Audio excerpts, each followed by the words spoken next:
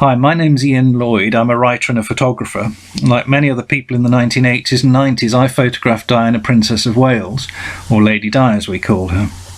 Having Diana on the front of a magazine was sent to increase the circulation by 25%. So there was an insatiable demand by editors, and of course by the public, to see Diana in these newspapers and magazines. I had photo sales in places as far afield as Poland or Mexico. And besides Great Britain, there was interest in Europe, in Germany, Italy, France, all republics. And of course, one of the greatest markets was in the United States, where 20 years after Diana's death, there's still interest and she's still revered. Photography was a problem for Diana. The interest was insatiable in the early days, and I think the royal family hoped it would die down, but it never did. The year after her marriage in 1981, she was pregnant, and Prince William was born in 82, Harry in 84. There was always the interest in fashion with her, the overseas tours, and then the type of work that she was interested in, from going to HIV and AIDS centres to her interest in landmines and the homeless. These were causes the monarchy had never dealt with before, and that increased the interest in her. Diana blew hot and cold with the press. Earl Spencer, in his eulogy at Westminster Abbey at the funeral, said that she was complicated, and she was. But when she was in front of you with those china blue eyes, wonderful complexion, and that infectious giggle, there was something exhilarating about her, something energising, and any faults that she may have had, then you just forgave her. I remember, of course, where I was when I heard of the news of her death. We'd expected an accident, but we thought it would be an accident with the press following her, as car chases happened in London and overseas. We thought they would be injured rather than Diana. I went to RAF Northolt to see her body come back that afternoon, and that was surreal. People on the A40 were just stopping, abandoning their cars and getting out to see the plane land, to see the hearse go by.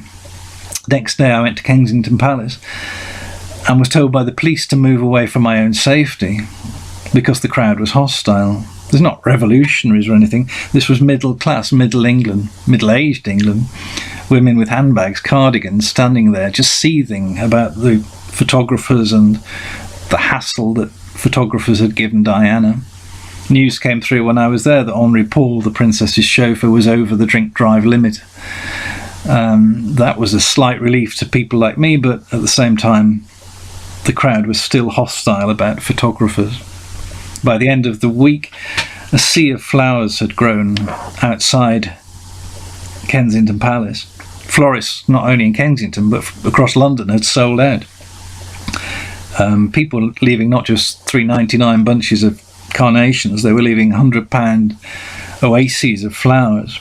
And they weren't just children or Diana fans, these were city gents. I remember somebody in a pinstripe suit carrying this massive bouquet of lilies.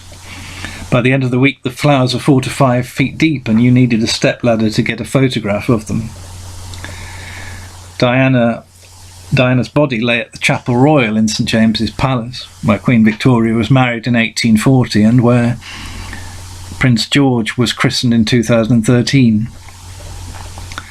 The Queen went on the Friday to pay her respects, and if you've seen the film The Queen with Helen Mirren, you'll know that there was great fear from the palace about what would happen. Would the Queen be booed? I've never seen so many police, not just in front of the barriers, but actually not out of uniform, mixing with the crowd, dressed in jeans, t-shirts, trying to mix in with the crowd, just to keep their eye on the crowd.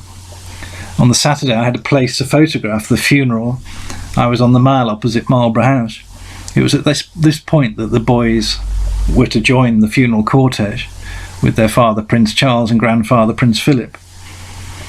I remember them standing there and for seemingly ages, just waiting for the gun carriage to arrive, and William giving a quick sidelong glance at Harry to make sure he was okay.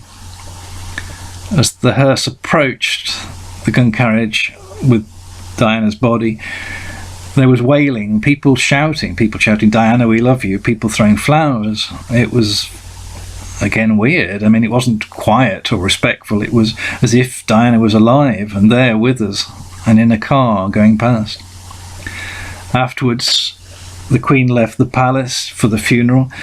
There was a splutter of applause for her, and then that grew into a crescendo of applause as the royal standard was taken down and the Union Jack put on the flagpole and put at half-mast, something that the crowd had been demanding all week long. The service was broadcast live. We could hear it in the Mall, and photographers sat with their heads in their hands listening, and people were sobbing in the crowd as we waited for the hearse to come back and Diana to make her final journey through London, heading for Northampton. It had been an incredibly draining week for everybody concerned, obviously for the family and for the people, for Diana's many legions of fans. I think for me it was one of the most memorable weeks of my life.